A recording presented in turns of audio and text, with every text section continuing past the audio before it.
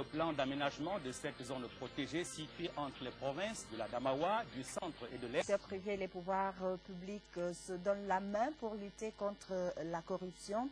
L'initiative de la société à l'UQAM, son directeur général, a été reçue en audience cet après-midi par Inoni Ephraim. Le Premier ministre et Titi Maniaka ont échangé sur une réflexion engagée l'année dernière sous l'égide du Commonwealth.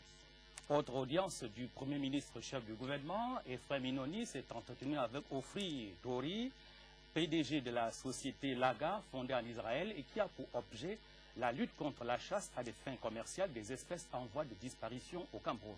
Compte rendu d'audience, Willy Ngba et ce.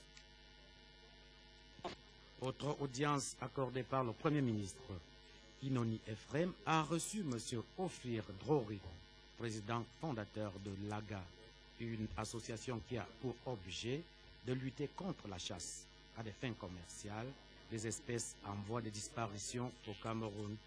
Laga, une association créée en 2002 en Israël, collabore avec le gouvernement camerounais pour mettre au point un modèle de nature à promouvoir à la formule de conservation de la faune, des facteurs de dissuasion par rapport à des délits éventuels dans le secteur de la faune, en traduisant en justice les contrevenants.